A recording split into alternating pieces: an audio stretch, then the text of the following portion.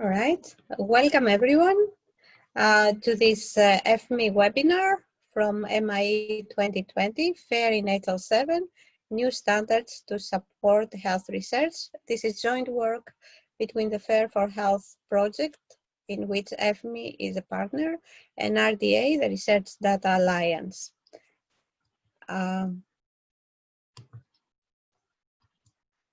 The workshop team is myself, Katrin Kronaki, part of the FHIR for Health project and HL7 Europe. I will go through the introduction and the objectives. Alicia Martinez, who will introduce the FHIR for Health project. She's with the Andalusian Health Service and executive coordinator of the FHIR for Health project. Then Matthias Löbe from IMISE Leibniz University, and also part of the FHIR for Health consortium, will introduce some of the FHIR for Health tools. Then Anthony Joanne from RDA and the Reproducible Health Services Working Group, Adoption Manager for RDA, will introduce RDA and the work of the working group. Then we will move to the actual work of our workshop. And Oya Beyan from RDA will introduce the fairness maturity model recently developed by RDA. Giorgio Canzoli will do the hardest part. He will guide us through the submission of an HL7 project proposal, FHIR for FHIR, where we will try to identify the objectives of a new project in HL7. And last, after our discussion, Carlos Luis Parra Calderon, he will take a step back. He is the FHIR for Health coordinator, and he will talk to us about the new assessment work on EOC. Yeah. So without further ado, the context is that RDA and HL7 are cooperating to promote FHIR data using HL7 standards. And what we will do today is we will go through, after some introduction, the indicators for maturity in FHIR and try to see how these are translated into the HL7 FHIR standard. And our objectives are very clear, and two of them. The first one is to submit an HL7 project scope statement. We have done some preliminary work. We will review it with you, agree, and submit it. And second, more importantly, create a community out of you to actually implement this work, carry it forward. So without further ado, I give the floor to Alicia. Oh, one step. We have a Menti. So for this Menti, I would like you to go and give us your opinion in the open questions. For the closed question, I have the first question, which is, who are you? We would like to know a little bit from you. So please answer this poll. Tell us which is your community, where do you belong, so we have a better idea for you. We have already 16 participants beyond our team, so I think it's a good group to do the work. So mostly scientific community, yeah, others as well. Yep.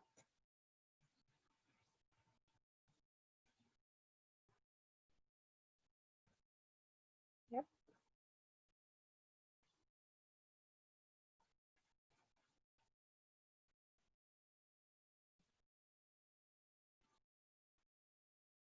Okay, so here are the results. Here, mostly scientific community, 9 people, and some from civil society, general public. All right, so stop sharing the result, and let's move to Alicia. Before she starts, we will like to ask you one question. What do you know about FHIR data?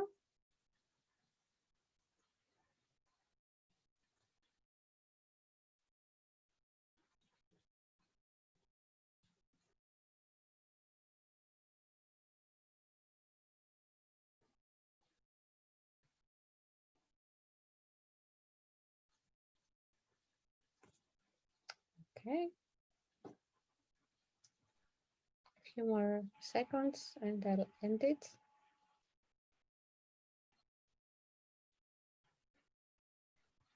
And the poll. Here are the results. Mostly positive, 9 people, and there are a few that have insufficient knowledge, and I hope that you will learn more. All right, so back to you, Alicia. Catherine, one thing, maybe you can yes. Close the participant list because it hides some part of the slides. Oh, you see the participant list, okay. And the chat. Okay. And the chat too. And the chat too. So I don't know how I make it. All right, so if I have something in the chat, I will show. All right. Thank you very much, Catherine. Okay, I'm going to introduce the main aspects of FHIR projects. Next slide, please. FHIR project, funded by the European Commission, was started on December 2018, and it is coordinated by the Andalusian Health Service from Spain. The consortium accounts for 17 partners from 11 countries with expertise from different domains: health research, data management, medical informatics, software developers, and so on. Researchers from the Andalusian Health Service, from Health Level 7, and from the Institute for Medical Informatics, Statistics, and Epidemiology from Leipzig are authors of this workshop. Next slide, please. In these 18 months, the consortium has performed a lot of necessary relationships. By one hand, with the Research Data Alliance, we collaborate with some RDA interest and working groups. Researchers from the RDA Reproducible Health Data Services Working Group are authors of this workshop too. In the context of our projects, we are working very hard to start a new RDA working group called Raising Fairness in Health Data and Health Research Performing Organizations. By other hand, we have established relationships too with the European Open Science Cloud through the GoFair initiative and the EOS Life project and its working group Turning FAIR into Reality. Furthermore, we are in contact with other European projects as FAIR is FAIR and FAIR Plus. Next slide, please. The overall objective of FHIR is to facilitate and encourage the European Union health research community to verify, share, and reuse their data sets derived from publicly funded research initiatives. The second objective, the specific objective number 1, covers the design and implementation of an effective outreach strategy. The second specific objective proposes to produce a set of guidelines to inform a number of RDA recommendations in order to set a FAIR data certification roadmap. The third one aims to develop and validate technological tools to enable the translation from raw data to FAIR data. And finally, the fourth specific objective states to demonstrate the potential impact that the implementation of such FAIR data strategy will have in terms of health outcome and health research through the development and validation of 2 case studies. Next slide, please. The first case study will address the discovery of disease onset triggers and disease association patterns in comorbid patients. And the second one will address an innovative prediction service for 30 days readmission risk in patients with chronic obstructive pulmonary disease. Next slide, please. To address the translation from raw data into FAIR data, we have defined the FAIR for Health verification process. GoFair defined a verification process without considering specific requirements that might arise when dealing with some particular types of data, in our case, health data. Based on this verification process, we created our verification process taking into account technical barriers, ethical implications, and the legal framework. The raw data to become FAIR data is going to be analyzed, curated, validated, and anonymized. The data is modeled semantically and made linkable. The license, version, and index are attributed. Some metadata is aggregated if proceeds. And finally, the data go under the process of making it publishable. Thank you very much for that attention. Below, Matthias Love is going to continue reviewing the main aspects of the tool developed until now in the project for verifying medical data. Thank you, Alicia. Hello, my name is Matthias Löbe, and I'm presenting on behalf of the FHIR for Health Work Package 4. In this work package, we implement a suite of tools that support the verification workflow just presented on the last slide. Nowadays, the FHIR acronym is no longer something that needs to be explained to data scientists in detail. On the contrary, the FHIR data principles are known and accepted broadly.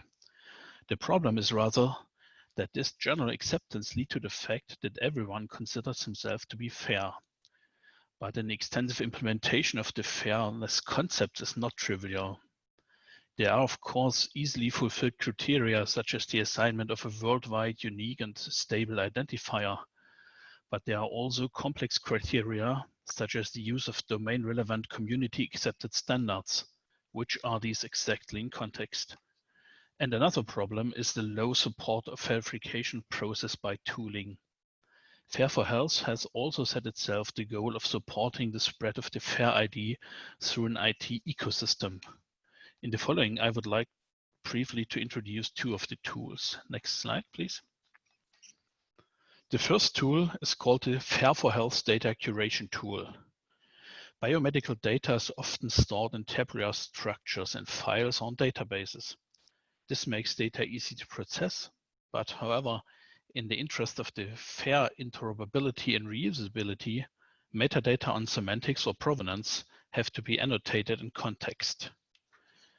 HL7 FHIR is a data model and API that is on its way of becoming the de facto standard for the representation of clinical knowledge. FHIR servers, however, place high demands on the validity of the contained data, and it's not easy to generate consistent FHIR instance data for given profiles. Therefore, a tool is being developed in FHIR for Health that transforms tabular data into FHIR data. Let's see it in a short walkthrough. Next slide, please. The data curation tool goes through 6 simple steps. The first step is to select the target FHIR server and ideally to specify a terminology service that will help in translating concepts. Next slide, please. The second step is to choose the file or files from which the data is to be transformed. Currently, Excel files and comma-separated data are supported.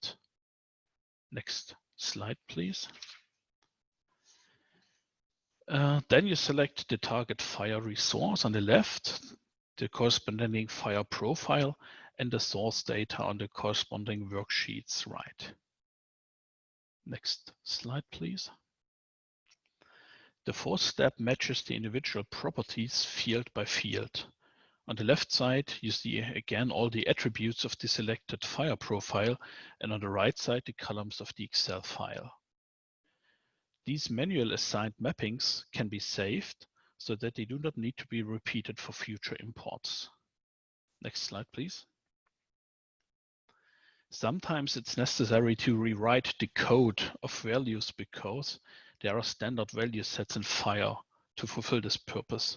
For example, the concept female could have been coded with F or 1 in the source data. In FHIR, this should become female. This is done using FHIR concept maps and a terminology server. Next slide, please. In the last step, the generated FHIR data are validated and, if successful, uploaded to the FHIR server. Next slide, please. A second tool that I would like to mention briefly is the FHIR for Health data privacy tool. Privacy and anonymization is always also a part of the FHIR for Health workflow. Medical data must often be anonymized before being passed to third parties in order to comply with patient consent or the legal requirements of the General Data Protection Regulation. However, anonymization is not a parameterless process, but must always take place in the context of a risk analysis. Moreover, this generally results in a loss of information, which can impair the statistical significance of the data. The FHIR for Health data privacy tool also works on FHIR data and supports the user in the anonymization process by implementing typical anonymization algorithms such as k-anonymity. Next slide. In my last slide, I would like to point to our implementation partners, Atos and SDRC, and that all tools can be downloaded via GitHub.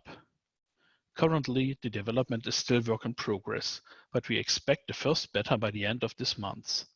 Then there will also be a documentation for the tools.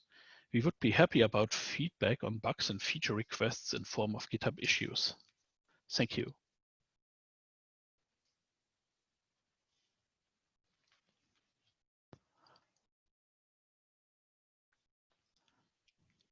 Yes. Thank you. Greetings to all attendees, and thank you for providing your time and energy to hear about our work within the Research Data Alliance. For a bit of background, the Research Data Alliance, also known as the RDA, is a community-driven organization composed of over 10,000 members whose mission is to develop the social and technical data infrastructure needed to drive innovations surrounding data sharing and data interoperability. Community members gather during plenaries twice a year to discuss barriers to research data sharing, crucial for addressing global challenges. Nearly 100 working groups and interest groups have been formed to craft social recommendations and technical solutions. And as you can see on the right side, once these are developed, the aim is then to test and adopt them in the broader scientific community. Next slide, please.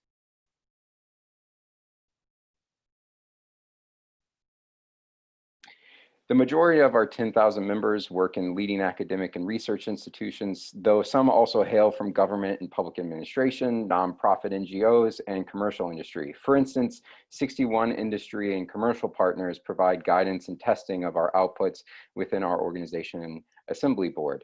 Our community of nearly 100 groups has produced 48 flagship outputs with over 75 published adoption cases, though we are always interested in learning about more instances wherein our outputs have been used, and we look forward to discussing with you how you might be able to adopt them within your own work. Before I dive into some health-focused efforts within the RDA, I'd like to pause to get some feedback from you all as to what you may be interested in learning more about in relation to our organization in general and our current recommendations and outputs.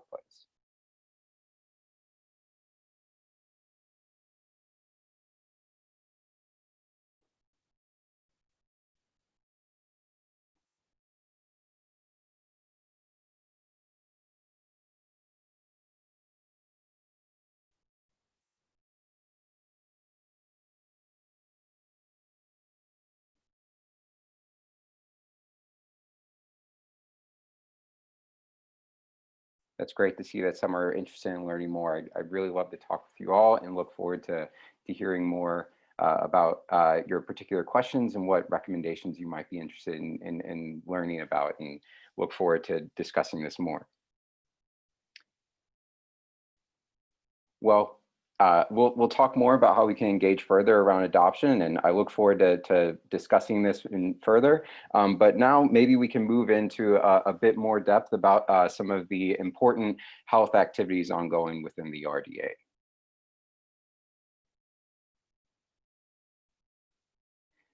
There are a number of important health activities ongoing within the RDA, from our newly released COVID-19 recommendations to activities surrounding the use of blockchain to ensure data security. You can follow any of these links to access particular working groups and interest groups, and through those links you can join and participate, as well as learn about some of the existing outputs and recommendations. Though for the instance of this workshop and our work here in collaboration, I would like to particularly highlight the Reproducible Health Data Services Work Group, which I and Oya Bayan co-chair. Next slide, please. For a bit of background surrounding the issue that we're aiming to address in this working group, when data is extracted from a central repository to operationalize and evaluate a clinical or public health decision, each step of the workflow for preparing that data impacts the generalizability and reliability of the resulting data set and analysis. The Reproducible Health Data Services Working Group is proposing recommendations for documenting and sharing the methods and materials for reproducing the processes of requesting data, extracting data, cleaning, and sharing clinical and healthcare data for this process. Next slide, please. Our group conducted a gap analysis to define the processes within the curation and brokerage workflow which ought to be documented, the associated code and materials which ought to be made fair, and built a metadata schema for sharing these materials.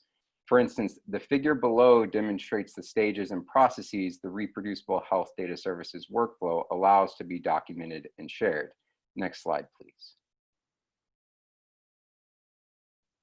Members of our working group collaborated with the Stanford Center for Expanded Data Annotation and Retrieval, also known as CEDAR, to test the feasibility of collecting these elements within a metadata schema interoperable with existing repositories and ontologies.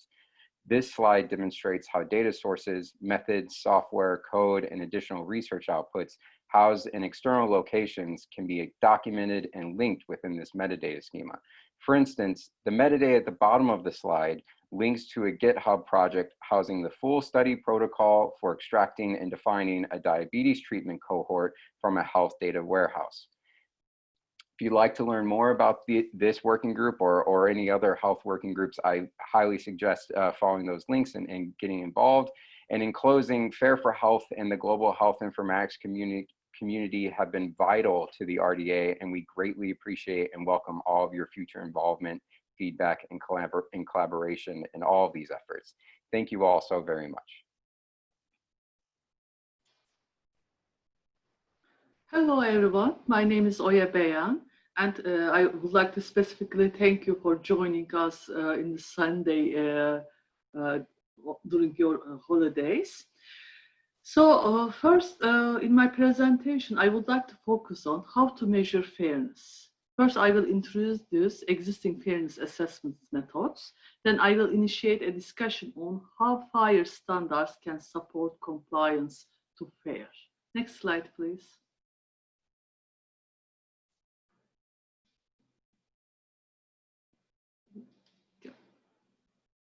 The FHIR principles were first introduced in 2014. Let's wait for people to vote on the first poll for a minute. Oh, okay. Yeah. So like I will be happy if you can like vote on this question, like how much you are familiar with the existing projects and initiatives around the FHIR assessment methods.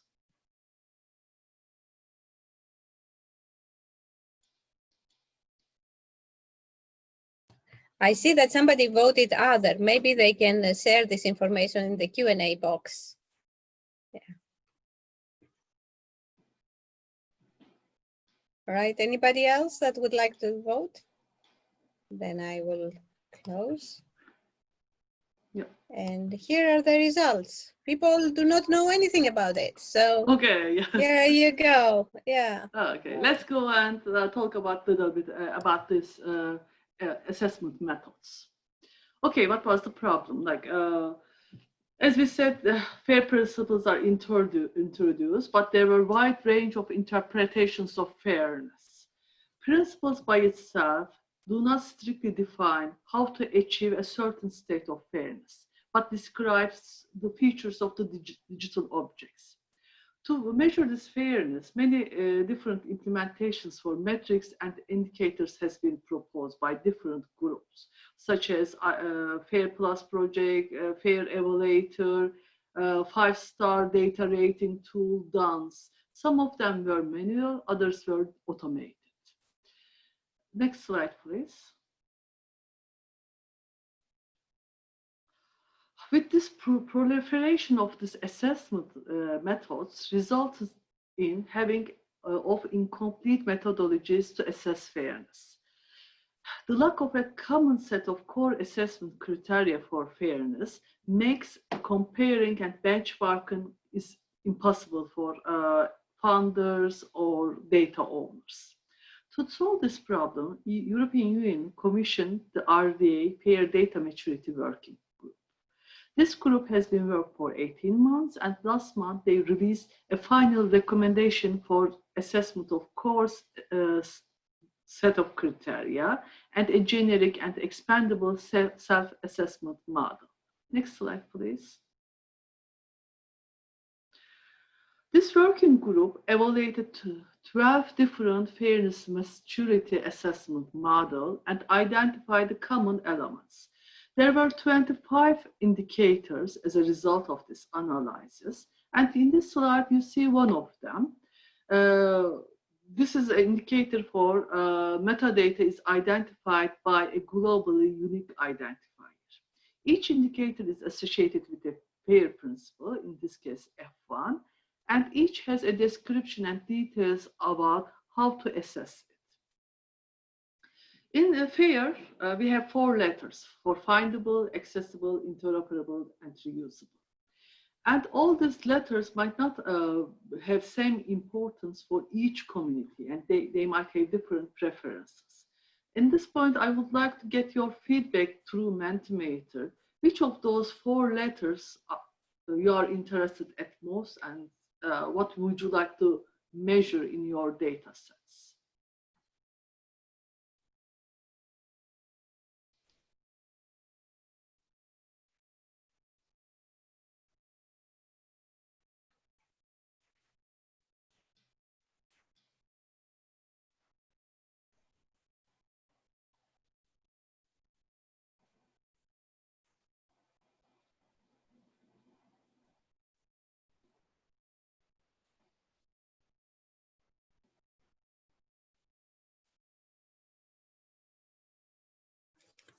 I always remember the Tolkien rings. No, one ring to find them. Huh? Yeah. Yes.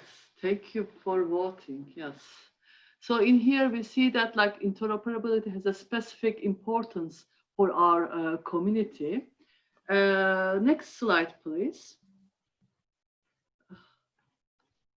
So actually, that's what RDA group exactly did.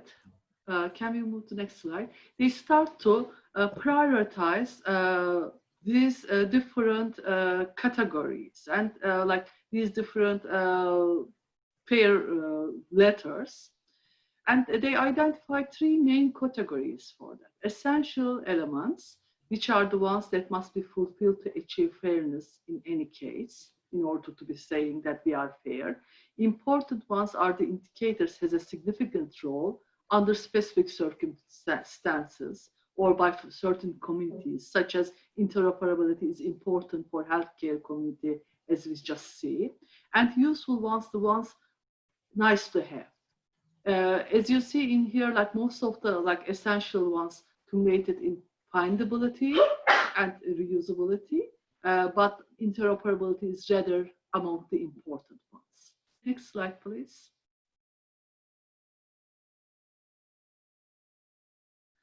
Once the indicators are prioritized, either measuring the progress of the fairness or measuring the pass and fail criteria for data sets are possible. We have our dimensions, or we can have certain rules, such as a data set is level 2 if it fulfills all the essential and half of the important indicators. Next slide, please. If we come back to our aim, we would like to explore how FAIR standards can support the compliance to FAIR. In the healthcare community, we have a strong adoption of FHIR. Existence of these standards is a leverage for maturity in fairness. Our work can be twofold. First, to understand how FHIR compliance can help to fulfill FAIR maturity indicators, such as how much of the essential, important, or useful indicators can be fulfilled by applying FHIR. And second, we can identify unaddressed FAIR indicators in FHIR and explore how FHIR can be extended to support the remaining FAIR indicators. Yes. Thanks for listening.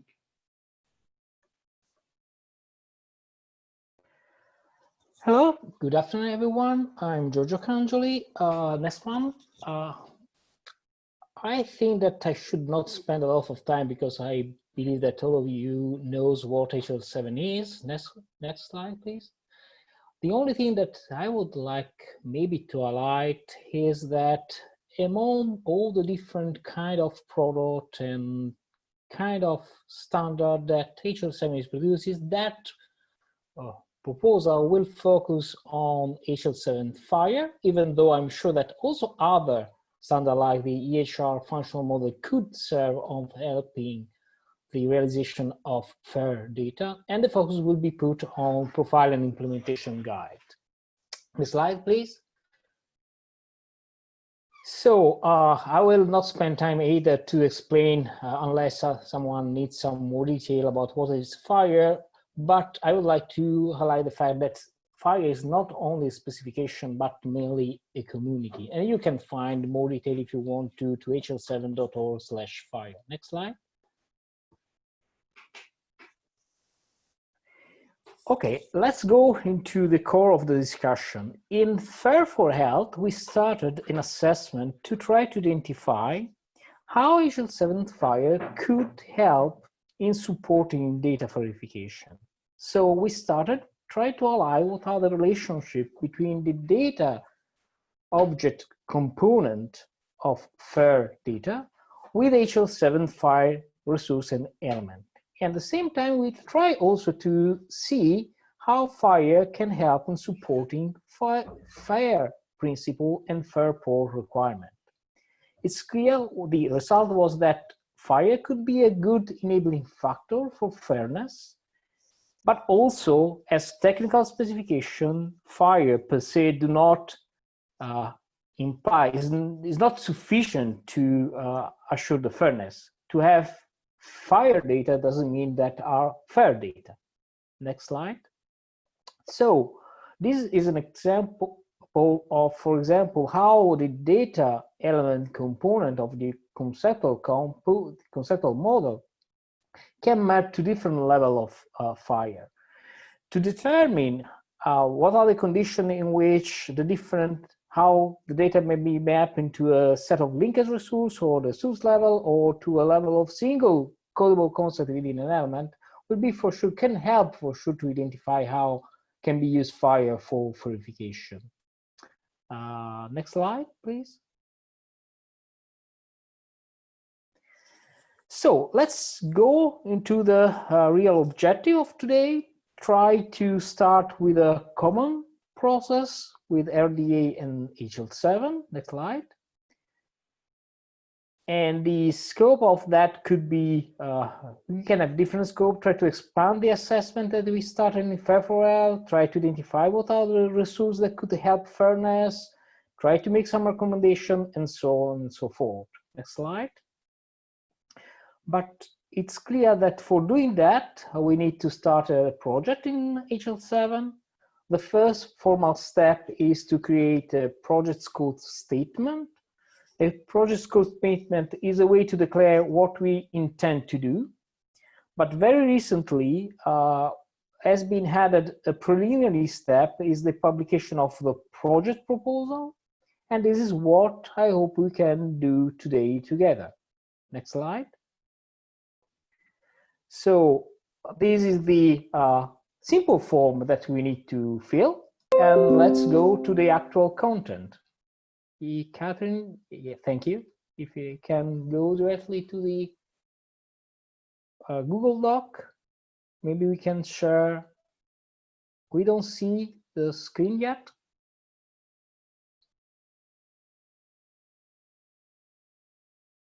Catherine?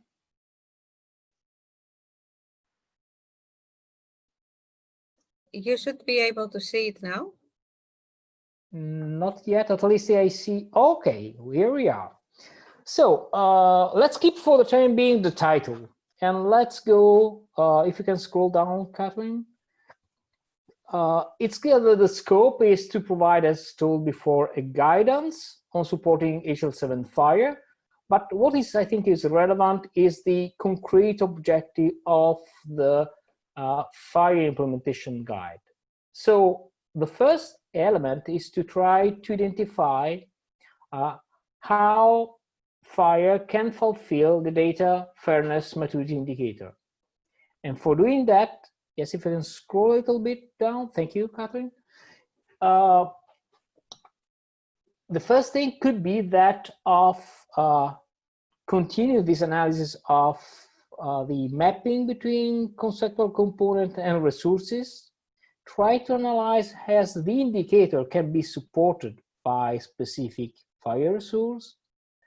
Analyze how the reproducible L data services recommendation can be supported by FHIR, and possibly also to identify a minimum set of metadata that could be fulfilled for specific set of RDA fairness maturity indicator. So, having done that, we can then try to suggest an assessment methodology or checklist that could explore either machine readable or manual assessment method. The idea is to try to do that in tight cooperation between RDA and HL7, try to involve the healthcare communities in order to capture correctly the feedback, to have an endorsement of our product. And even though we have not yet identified the right HL7 working group, we believe for the time being that the cross-group project could be a right sponsor group, but we are not obliged to make a choice today. We can try to engage and to see what is the right group. So this is the main idea, but this is the time of having your feedback, having your idea. Do you think that this is the right way to go? Have you any suggestion of the possible content of this implementation guide? The floor is also to you.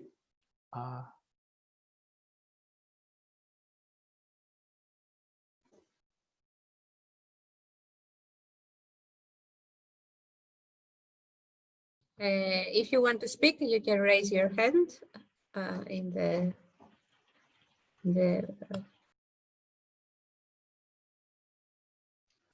There's a question in the question and answer panel that we could start with.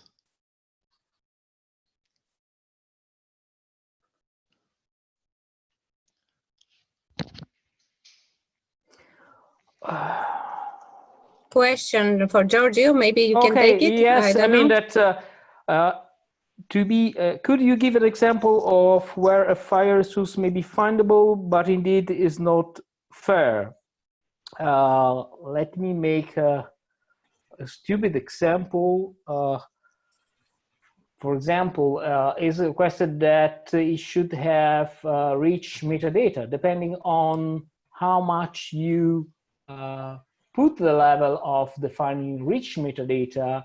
The implementation may allow you to have fair data or not fair data. I mean that FHIR allow you to describe rich metadata, but if your organization do not give enough information about provenance, about related metadata that are connected to the data, is not FHIR that solve the problem for the organization. So FHIR could give the mean to represent, but having a FHIR data doesn't mean that this data fulfill that specification. What you can do is, as soon as you have defined what are, let's say, the minimum set of metadata that you need to, you can define a profile and then to check your FHIR instances against that profile. And then you may try to use the profiling mechanism, the validation mechanism of FHIR to evaluate data fairness. And then there are some organizational related aspects of FHIR that are not only related to the FHIR part. I don't know if this can answer the question. Maybe I can add one more aspect. Like please, oh yeah. When we talk about FHIR, it's not only about the findability or interoperability, but also reusability perspective. So like you should have a clear answer, what can others do with that data? Like how data is licensed, like where you find these resources, for which purposes you can use these resources. Or also like having a rich provenance metadata, as Georgia mentioned, is very important because you have to know under which conditions this data generated. I think that applying HL7 FHIR standards address most of the interoperability and findability part, but like in other parts, like we might need to explore a little bit more. Okay, so let's give the floor now to Francis Crowley, please.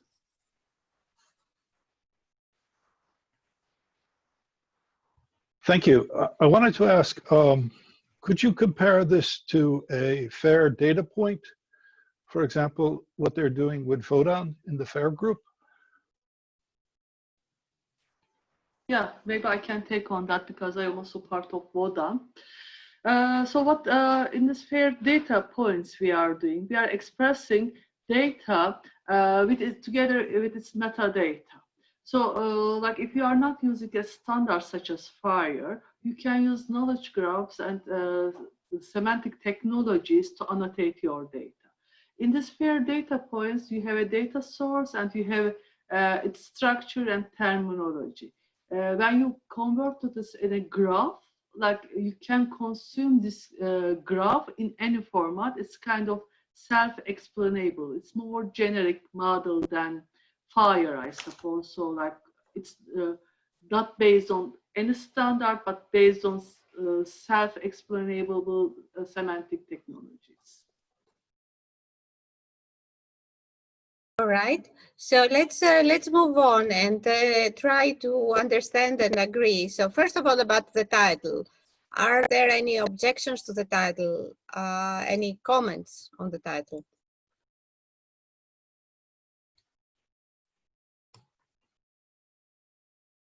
Asking for the link to the Google Doc. Sure, I'll put it on the chat for everyone.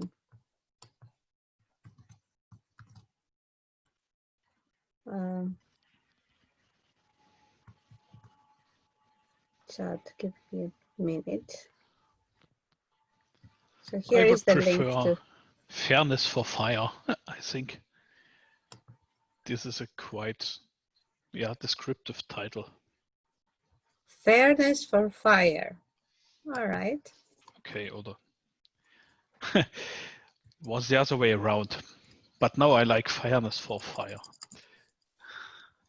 Okay. Any objections to the suggestion, my ideas?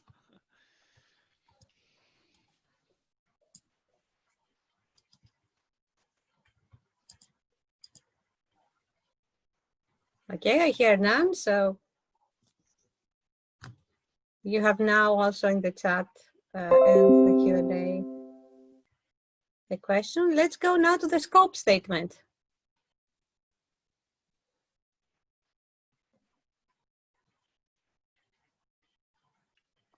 Any comments on the scope statement? Any questions?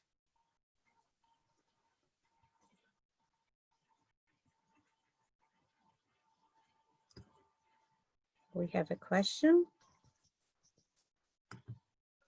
No, it wasn't a question. It was acceptance, all right. So the FAIR, the RDA, etc. So let's go now to the basic work that this project will do. Identify how HL7 FHIR standard fulfills the data fairness maturity indicators, right? Maybe we should add another point of providing best practices, how to give examples of what we think would be fair FHIR data. Okay. Yeah. We have another comment by Francis. Francis, please. Yes, sorry, just above on the scope, I had a question there. Mm-hmm. Thank you. The scope of the project is to provide guidance on supporting with HL7 FHIR. On supporting what? Fairness. right? Yes. Indicators, in fact. Thank you. Thank you very Yes, much. the idea was that what is supported is the list that is below. So we support FAIR principle, FAIR indicator, data maturity model, data indicator, data maturity model, RDA, reproducible, health services, and so on. But we can maybe, since there we have more detailed thing below, we can just to keep the first sentence simple and say the scope is correct guidance on supporting fairness indicator and FHIR, and Or maybe even remove the other one. What do you think? I put fairness now, supporting fairness with HL7, and specifically the 3 bullets, yeah? The FAIR principles, the FAIR maturity model, and the recommendations of the RDA working group. Yeah, is that okay? That's good. I have another question, if I could. You seem to make a hierarchy among the FAIR principles. Is that necessary, or is that helpful? Okay, and who would take this question? Sorry, not able to, can you repeat it? The question was, are all the findability, accessibility, interoperability, reusable, are they all equal, or there is a hierarchy there? Maybe I can take on that. Like when we were discussing in RD working group, some principles are easy to meet. So like you can address them easily. And some communities also like have certain preferences. That's why they try to prioritize these different principles and indicators. For some communities, for example, interoperability might be a very high level goal. For example, digital humanities. They don't have any ontologies, they don't have any taxonomies, so forth. But like the way that in RDA, we would like to adapt this, each community should put their emphasis on that. So certain aspects might be very important for your own community, such as interoperability, as you mentioned. That's why this kind of prioritization, or different buckets, let's say, that we have. But it can be tailored according to communities. Yes, and if I build on what Oya said, for HL7 FHIR, interoperability is the main objective. So the I of FAIR is probably high, but that does not mean, that is not to the detriment of findability or accessibility, because you need to be able to find the data sets and you need to be able to access it, although there are legal implications and data sharing agreements and all that. So let me go a little bit into the specific items that we thought that solving this project would imply. The first one is analyze relationships of for FAIR data objects, the conceptual components, data, metadata, provenance, and identifiers, and HL7 resources. Any questions on that bullet?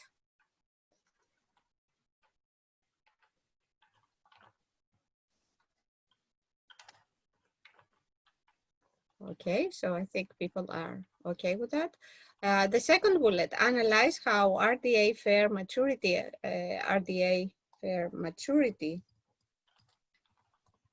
I think we have something here spelled out twice. RDA FAIR maturity indicators are supported by specific FAIR resources. And you saw some examples, an example of an indicator in Oya's presentation, yeah? And then C, analyze how RDA reproducible healthcare data services recommendations can be supported by the HL7 FHIR standard. Yeah. Any questions on B or C?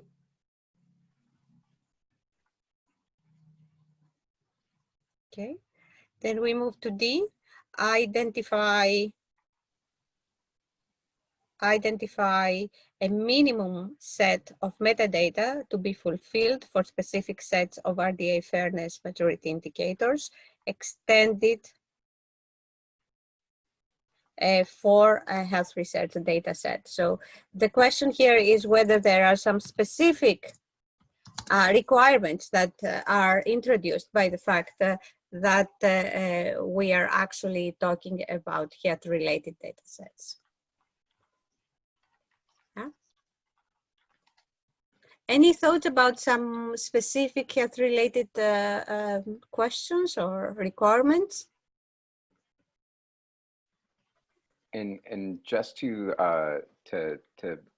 build a bit off of that, we have some open-ended questions that maybe not for the time being, given the shortness of time, but within the Mentimeter poll that was shared with you, we'd like to hear your own practices of how you assess and measure those FAIR principles within your own practices, particularly within the healthcare community. So we can disseminate that. You should all have access to that, and we're happy to share, and we'd love to hear your feedback there. Yes, so if we have time at the end, we will do. So that's all. If there are no more comments, I would suggest that Giorgio actually submits the proposal. And Catherine, here Carlos. Yes. Can you hear me? Yes, please. Yes. I don't know if about best practice examples, we must explore the possibility to explore examples of EOSC, European Open Science Cloud, EOSC related, or maybe NIH has research data policy examples, because maybe can be to EOSC or yes. NIH strategy in US, because can be good examples at worldwide level. Science. Yes, that's right. Do you see my screen? Is this what you want to change? Yes. Thank you. Yeah. Okay. Thank you, Carlos. Okay. All right. So, Giorgio, are you ready to share your screen or? Yes, I'm ready. Okay, I'm sure that they are going to ask me, yes, they're going to ask me the acronym use, but we can do it later. Let me see how I can please share your screen. The screen. Yes, if I'm able to do it. You should be able, hopefully. Yes. Otherwise, we will have help. Okay, share screen. Host disable participant to screen sharing. So I think our help from Michaela will help us. Michaela, are you there? Yes, could you give Giorgio screen sharing principles, privileges? Yes, a second. Catherine, please, you are the host. Please click on right on the Georgian's name and make a co-host him. I cannot do it. Okay, I will make him a co-host. All right. Yes. So Giorgio, you're a co-host. Okay, now it should be. Yes. Let me see if I'm able. I try to share only the project proposal. Do you see the screen? So we have fairness for FAIR. There is the text. Unfortunately, there is no way to put at that stage the format of the text, but I try to reproduce somehow. And then the to be determined sponsor group and to be determined the ballot cycle, so the time target. If you agree, I will go into submit. Let's see if all is working correctly. Okay, so we have now the PSS assigned. So and thank I you will share with very you, much. so you can let me stop it. So let me I know. will put in the chat so everyone can follow the progresses. Yeah. I'll put in the button D. Okay. And this is the ID. Yeah. And so you can follow. And now there is also another thing is important is who is interested of being informed or to contribute to.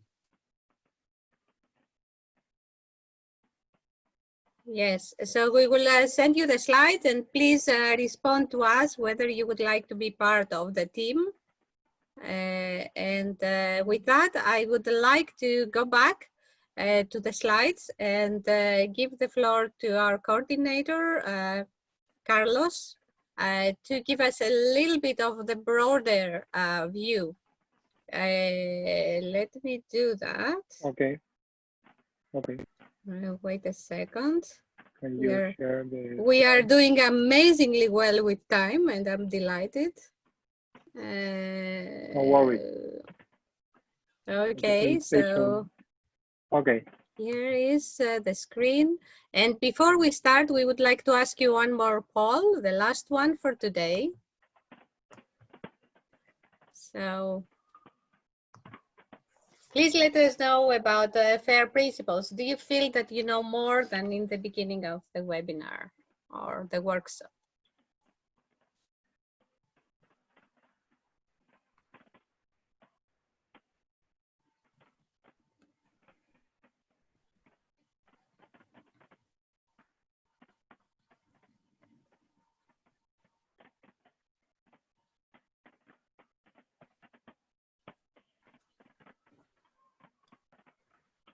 Thank you very much. I will close the poll. Here are the results.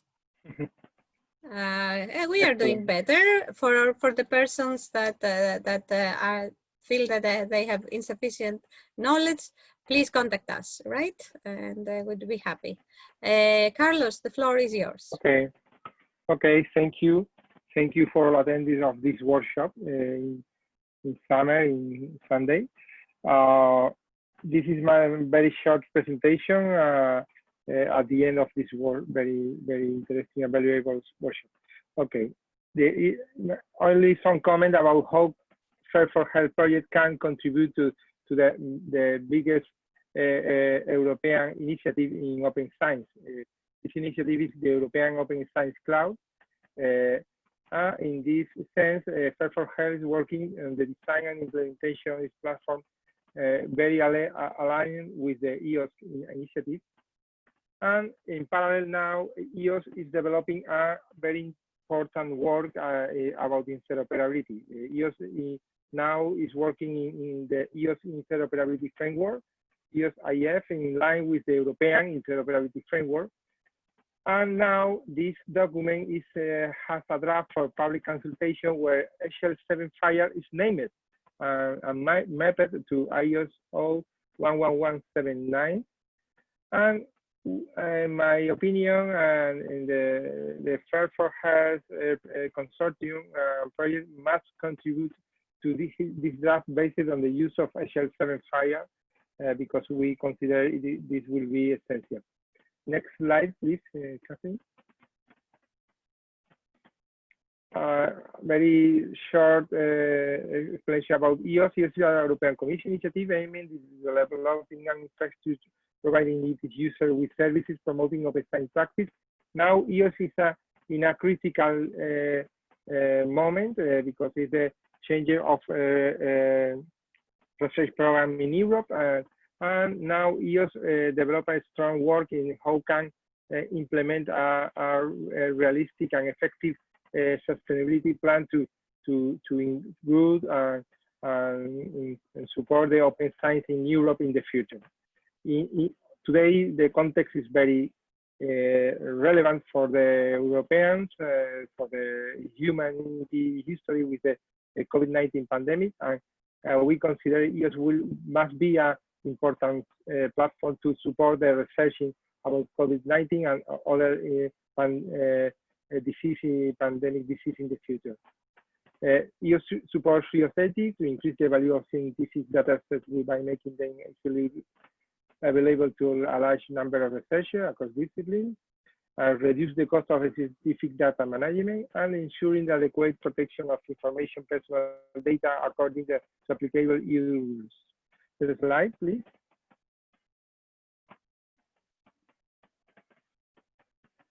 And this is my last slide. It's about how can FAIR for Health can contribute of EOS IF, EOS interoperability framework.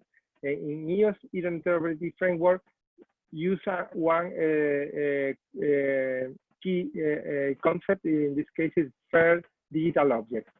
It is in the core of EOS interoperability framework, and we must use work in this.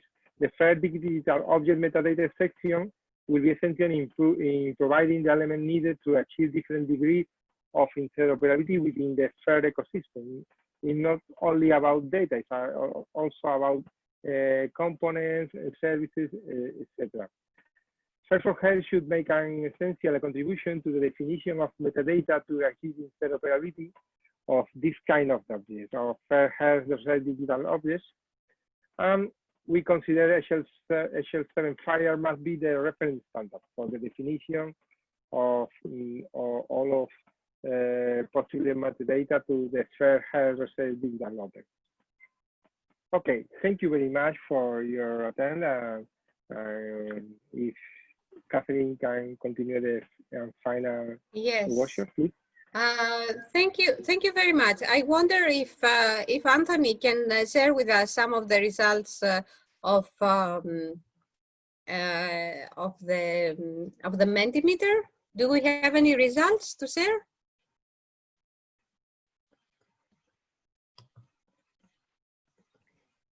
So it doesn't look like Mini so far. Do we have anything to share, or we will share them offline? I'm sorry for putting you on the spot, Anthony. No, it's fine. So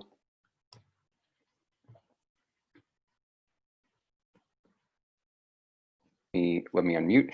Yeah, so currently we've got some feedback on what are your 3 biggest problems in enforcement: people following the rules, getting staff to follow the rules, getting government to follow the rules. So it sounds like there's some issues surrounding how to take these broad principles and actually enforce them and actually find ways of operationalizing and implementing them. So I think maybe what we could do is disseminate these afterwards as a broader poll and try and gather some feedback that way, and certainly look forward to hearing from you all. If that's okay with the co-organizers and co-hosts. With that, I would like to put once again the Mentilead link on the chat for everyone that would like to contribute.